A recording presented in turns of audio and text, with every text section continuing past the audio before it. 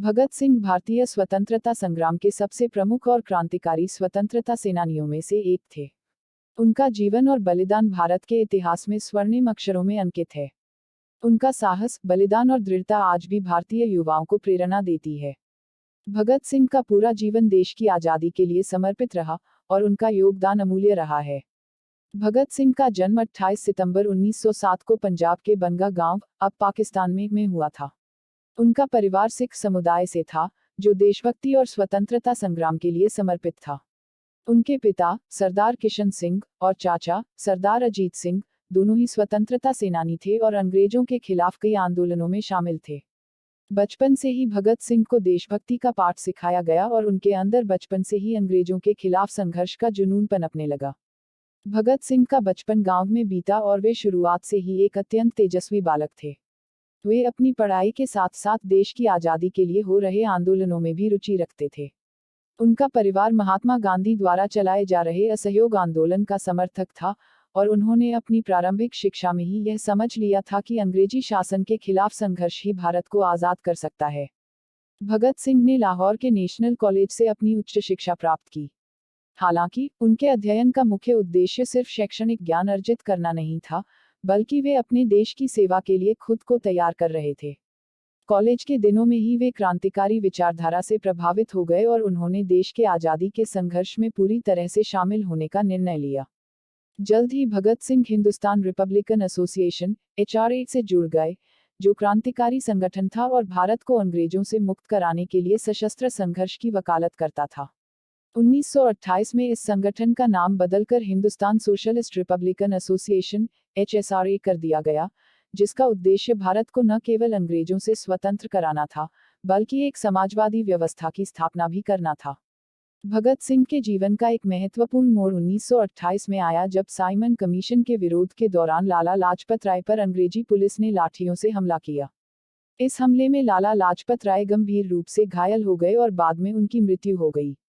इस घटना ने भगत सिंह को गहरे आघात पहुंचाया और उन्होंने अंग्रेजी पुलिस अधिकारी जेम्स स्कॉट की हत्या करके इस अपमान का प्रतिशोध लेने का निश्चय किया, क्योंकि उन्हीं के आदेश पर लाला लाजपत राय पर लाठीचार्ज किया गया था।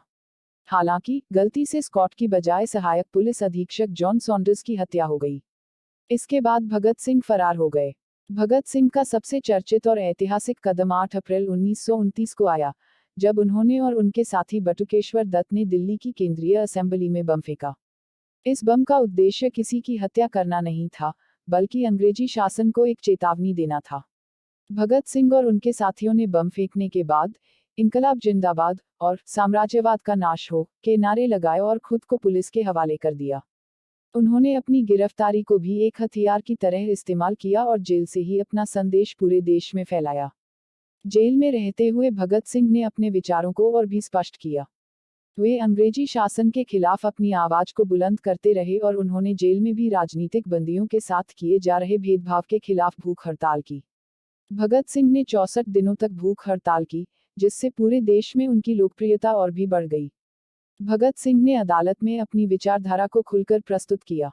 वे न्यायालय की कार्यवाही का इस्तेमाल अपने राजनीतिक विचारों के प्रचार के लिए करते थे। उनका मानना था कि अंग्रेजी शासन के खिलाफ सशस्त्र संघर्ष ही एकमात्र रास्ता है। वे खुद को आतंकवादी नहीं मानते थे, बल्कि क्रांतिकारी कहते थे, जो समाज के लिए एक नया रास्ता खोल रहे थे। भगत सिंह, राजगुरु और सुखदेव को सॉन्डर्स की हत्या के मामले में फांसी की सजा सुनाई गई। यह सजा 24 मार्च 1931 को दी जानी थी, लेकिन ब्रिटिश सरकार ने इसे एक दिन पहले, यानी 23 मार्च 1931 को, अमृतसर की केंद्रीय जेल में ही दे दी। भगत सिंह की उम्र मात्र 23 साल थी, लेकिन उनके बलिदान ने पूरे देश को झकझोर दिया।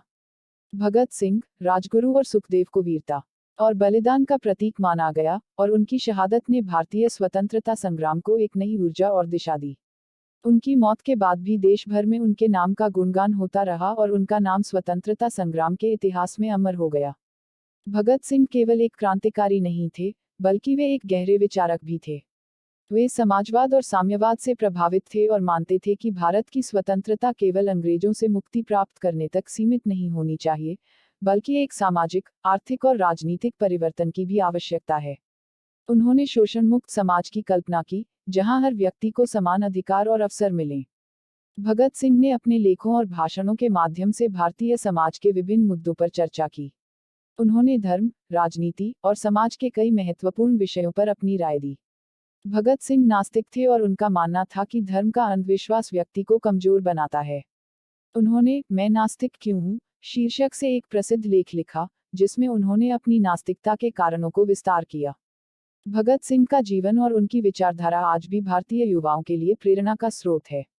उनका साहस और बलिदान यह सिखाता है कि सच्चे उद्देश्य के लिए किसी भी कठिनाई का सामना किया जा सकता है।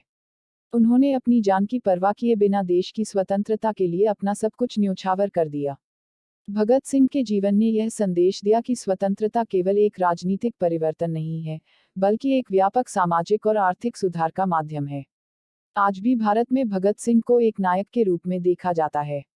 उनके जीवन और विचारधारा पर कई किताबें लिखी गई हैं और उनके नाम पर कई स्मारक और संस्थान स्थापित किए गए हैं। उनकी प्रसिद्धि और लोकप्रियता का आलम यह है कि आज़ादी के इतने वर्षों बाद भी उनका नाम भारतीय जनमानस में उसी आदर और श्रद्धा के साथ लिया जाता है। भगत सिंह का जीवन भारतीय स्वतंत्रता संग्राम के इतिहास में एक महान अध्याय है। उन्होंने अपने छोटे से जीवन में स्वतंत्रता के लिए जो योगदान दिया, वह अमूल्य है। भगत सिंह के विचार और उनके कार्य हमें यह सिखाते हैं कि स्वतंत्रता केवल संघर्ष से मिलती है और इसके लिए साहस, दृढ़ संकल्प और बलिदान की आवश्यकता होती है। उनका जीवन आज भी भारतीय युवाओं के लिए प्रेरणा का स्रोत है और वे हमेशा भारत के महानतम स्वतंत्रता सेनानियों में गिने जाएंगे।